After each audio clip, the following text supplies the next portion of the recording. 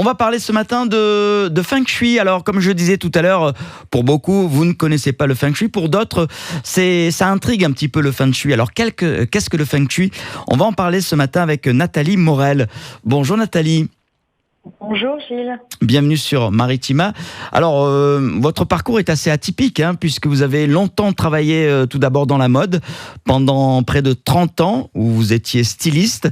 Et votre deuxième passion, c'est la décoration intérieure. C'est ça, tout à fait. Et ce sont mes valeurs écologiques, en fait, qui m'ont fait quitter la deuxième industrie la plus polluante au monde pour cette deuxième passion, avec pour objectif, après m'être occupée du bien-aller des individus, de m'occuper de leur bien-vivre, voilà, et de mettre ma créativité et mon sens de l'innovation au service de ces personnes. Alors le Feng Shui, on va le traduire en chinois, ça signifie le vent et l'eau, puisque c'est un art d'origine chinoise. C'est en quelque sorte pour harmoniser les énergies et favoriser le bien-être chez soi ?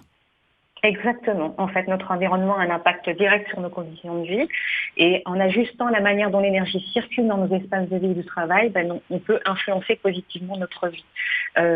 L'image que j'utilise, c'est que le Feng Shui est en fait à l'habitat ce que l'acupuncture est à l'humain. Il vise à identifier et libérer les points de blocage pour harmoniser l'énergie de votre environnement afin qu'il soit un véritable soutien, un lieu d'épanouissement et de bien-être pour vous et vos proches. Et cette harmonie à la maison, à l'intérieur, ça se fait notamment en déplaçant, en orientant certains meubles, comme le lit par exemple dans une chambre ? Oui, alors il y a des différents outils et des méthodes de calcul, mais on joue sur le principe des 5 éléments, le bois, le feu, l'eau, la terre et le métal, des placements de meubles et puis des matières, des couleurs et des formes de mobilier. Donc on a une approche du coup globale pour permettre à chacun d'être porté et soutenu chez soi. Ça a une bonne image ici en Europe, en France, le Feng Shui ? Le Feng Shui, en fait, en Occident, il souffre de ce courant New Age des années 90, où en fait les principes fondamentaux du Feng Shui ont été détournés pour des objectifs mercantiles, et du coup, ça peut, au regard de certaines personnes, être considéré comme une secte, comme une espèce de religion, de pratique spirituelle. Or, ce n'est pas du tout le cas. Tout comme ça peut aussi avoir l'image d'être simplement un courant de décoration, et ce n'est pas le cas non plus. Alors on le sait, au quotidien, on vit on est entouré d'ondes électromagnétiques avec la télévision, avec son portable, sa montre connectée, le four micro-ondes par exemple. Le Feng Shui permet un petit peu d'avoir un impact sur la santé ? Tout à fait. En fait, c'est l'objectif premier. C'est effectivement de faire en sorte que la santé soit bonne, parce que quand la santé va, tout va, on connaît l'expression. Et donc, par le biais de plantes et de leurs propriétés naturelles, on peut absorber les ondes électromagnétiques, on peut absorber la pollution de l'air.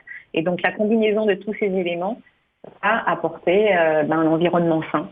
D'accord. Alors, je veux utiliser cette technique, le Feng Shui. Comment ça se passe ? On vous contacte ? Vous venez chez les personnes ?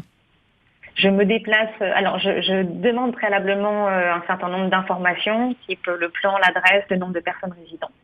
Je fais une étude préalable. Ensuite, je me rends sur place.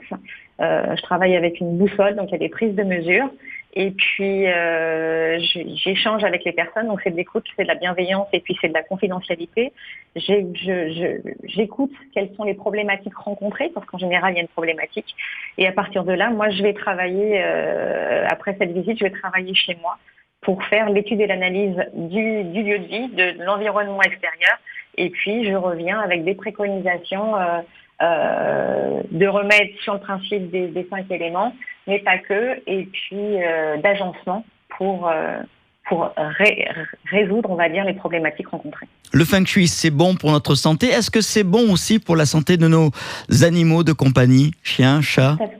Alors, effectivement, ça impacte, on va dire, toutes les personnes, tous les êtres vivants dans un lieu. D'accord, y compris les animaux de compagnie. On fait comment pour vous contacter, Nathalie Morel ? Vous avez un site internet ou simplement vous appelant ? Alors, Le site est en cours. Maintenant, j'ai ma fiche établissement sur Google. Donc, en tapant le nom de mon entreprise qui est Deco, DECO-du-6, LOW, L-O-W, vous avez ma fiche Google. Sinon, j'ai un compte Instagram qui est ma.deco.low, L-O-W.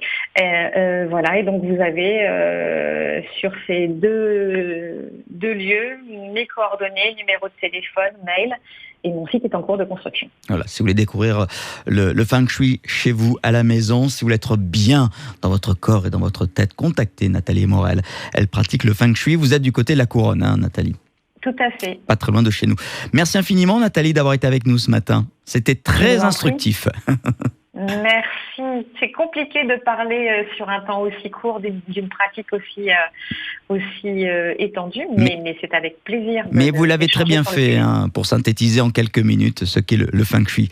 À très vite, à bientôt, Nathalie. Merci, au revoir, à bientôt.